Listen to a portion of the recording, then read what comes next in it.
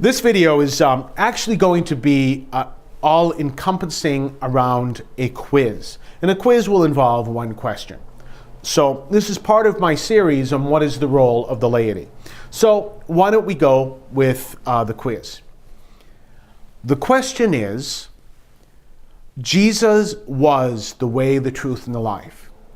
Is that statement A, true and accurate, B, not true but accurate, C, true but not accurate, and D, not true and not accurate?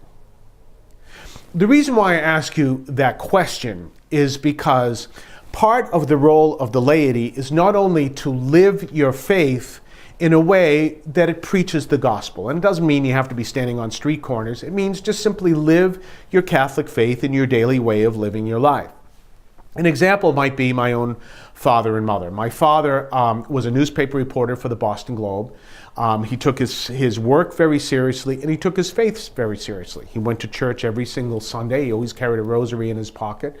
And he was also well known in the days of the tough guy journalist of never saying a cuss word, ever. And he was extremely well known for that. In one of my books, in fact, he, instead of saying one word, he used to say P-O'd instead of literally saying the actual word, which I don't want to say here. And I never knew what that P-O'd stood for, and I literally thought it meant something to do with the post office. I had no clue, because he never would say the words.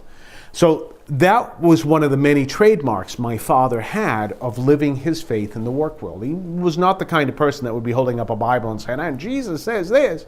But by living his faith, people knew that he was a practicing Catholic and he took his faith seriously.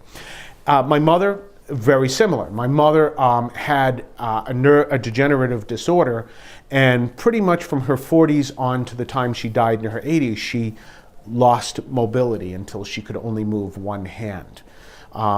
Yet in that, she could teach to us about having faith in God in this very difficult experience of her life, and the three children, my brother and sister and myself, learned so much from her way of living her faith, despite the fact she lost mobility every day.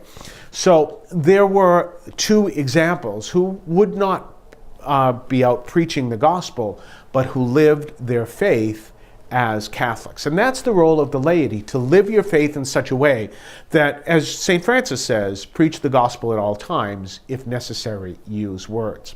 Now, in order to live the gospel well, you have to know your faith well.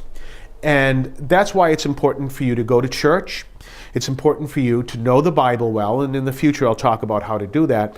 And it's important for you to live your faith and know what the church teaches. Not just, please don't say, well, I grew up in the Baltimore Catechism and therefore I know my faith. No, you know what the Baltimore Catechism teaches, but there isn't, that's not a complete teaching of Catholic faith. You want proof of that, pick up all the editions of the Baltimore Catechism and put them next to the Summa Theologica, which is the teachings of St. Thomas Aquinas, and you're going to see the Summa Theologica is much grander.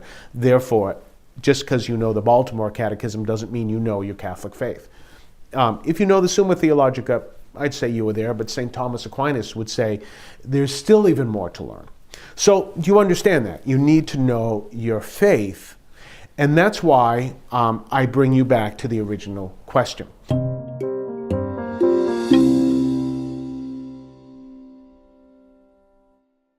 At your baptism, the priest blesses your ears and your mouth and says, may the Lord open your ears to hear his word and touch your lips to proclaim his faith to the praise and glory of God the Father.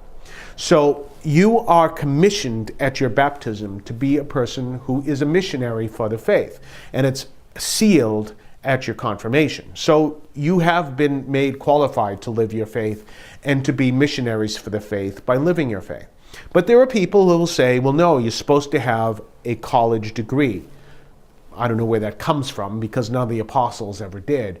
And a theology degree does not guarantee that you actually do know your faith well. Any good school of theology will teach you this literal statement, this exact statement, your grandmother knows more theology than that which will be taught here. That brings me to the original question. In my last video, I talked to you about people who will teach you your faith the way they want you to learn it, and therefore what they want of you is your complicity or your silence. So if you don't know your faith, they're going to teach it to you in a way that brings forth your complicity or your silence. That question that I started the video with is an example. There's a man who had a Master's of Divinity degree. He was part of one of these movements to change the church. And he had his whole theological thesis of what this movement was all about. And in that thesis was that statement. Jesus was the way, the truth, and the life. Now, that statement is true, but it's not accurate. So that answers the question. For all of you who got it right or wrong, now you know. It's true, but it's not accurate. How can it be true and not accurate? Simple. It's not the complete truth. See, Jesus is the way, the truth, and the life. So therefore, he was, he is, and he ever will be. You see the difference. So when we say that Jesus was the way, the truth, and the life, we're also implying that Jesus never raised from the dead. He never resurrected. So now do you see that? That's a very powerful statement, even though it appears benign. And many people would read through it and not make that connection. Oh, okay, Jesus was the way, the truth, and life. Yeah, because he lived 2,000 years and da, da, da. No, you're saying in that statement that Jesus did not resurrect from the dead. There's nothing Catholic about that statement. So it is true, but it's only partially true. So it's true, but it's not accurate. The true accurate statement is Jesus is the way, the truth, and the life. You see, you need to know your faith in order to live your faith well as you were commissioned at baptism. And so part of the role of the laity is to know your faith well. And you don't have to have a college degree to know it well. God bless you.